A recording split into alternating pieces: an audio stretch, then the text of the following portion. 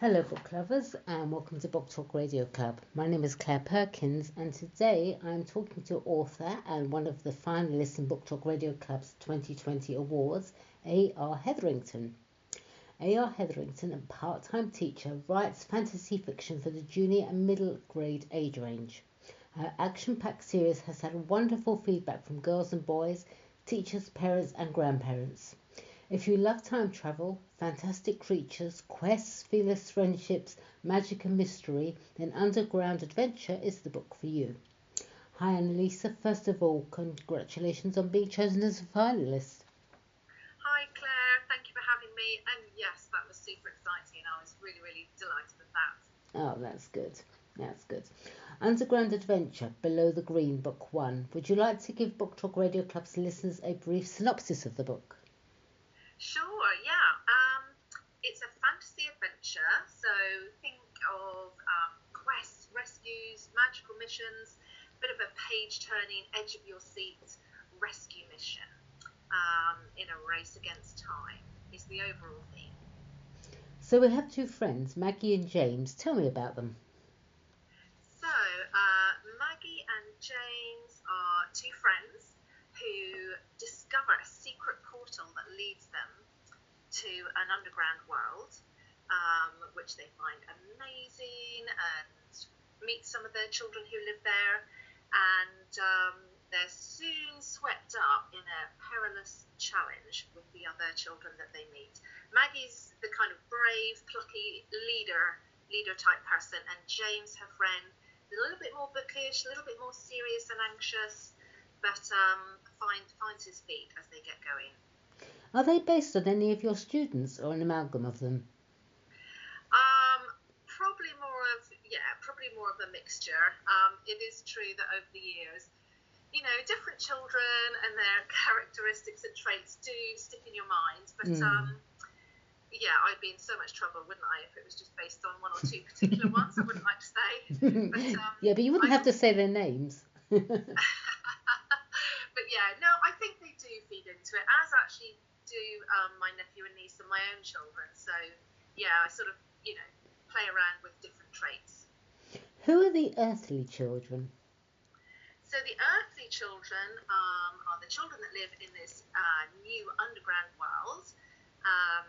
So James and Maggie meet, first of all, Quinn and his sister Vita, and you don't really get to hear much about the adults in the book. It's very much all the action is driven by the children. Right.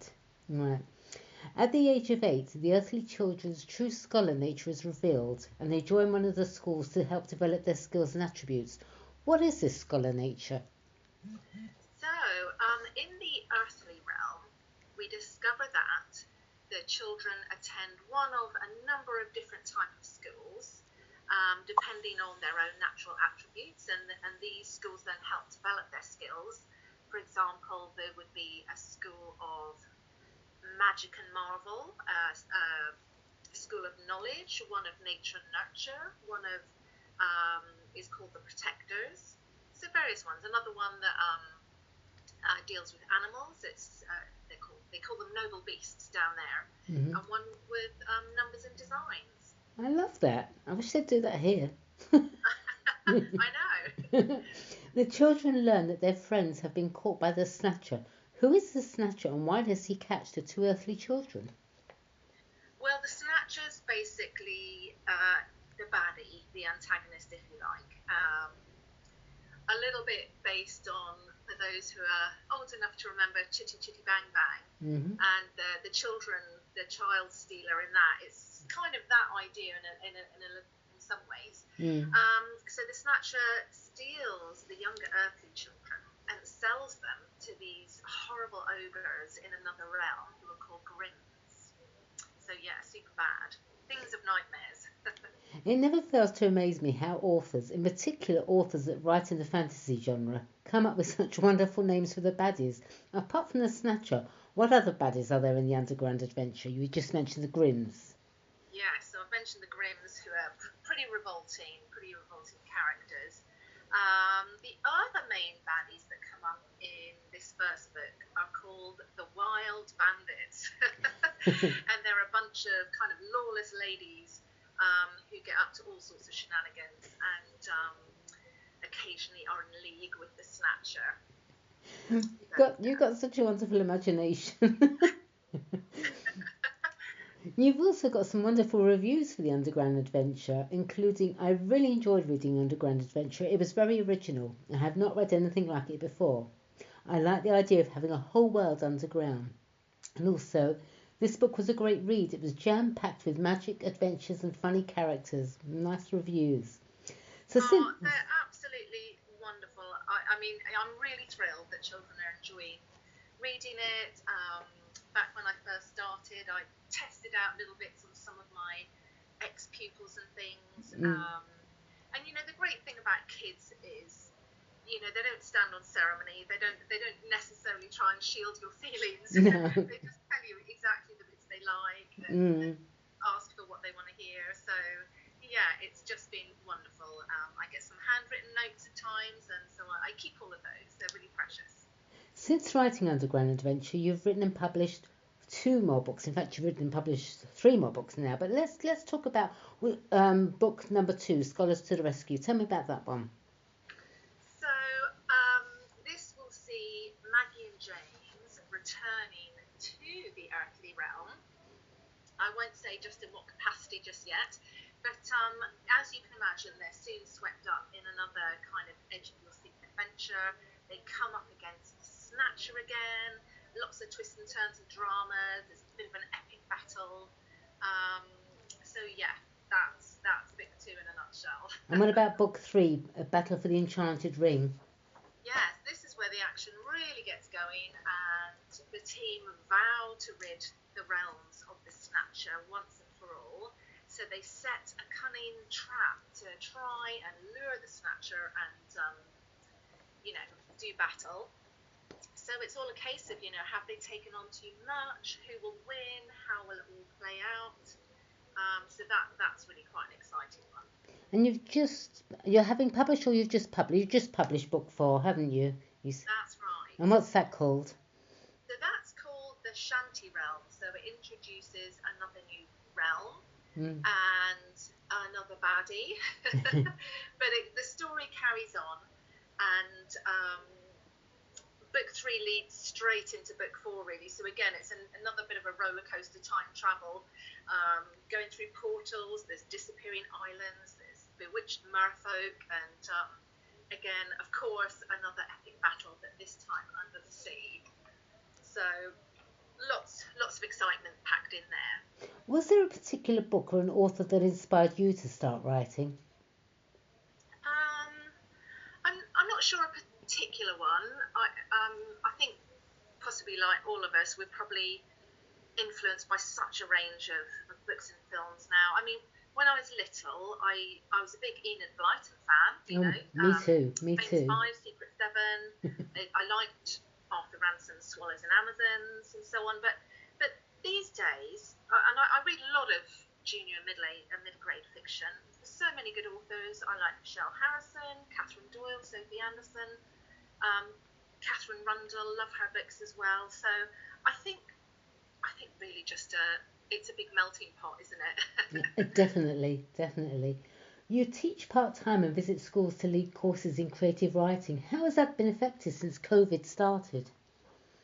Yeah, well, everything has had to go online, really. I left my last teaching position back in July. Right.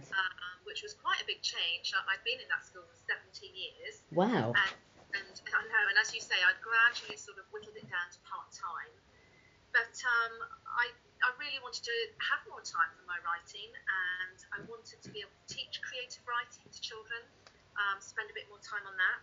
So I started off by running some holiday workshops in the summer, which were quite good fun. And then once September hit, as well as doing some tutoring, I developed the content for an online creative writing course, and I'm just now in the second cycle of that.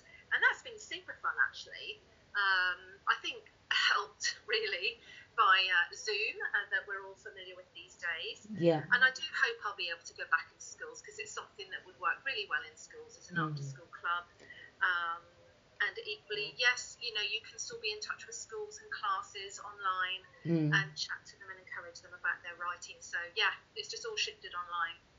What advice would you give to a new author, particularly a children's author?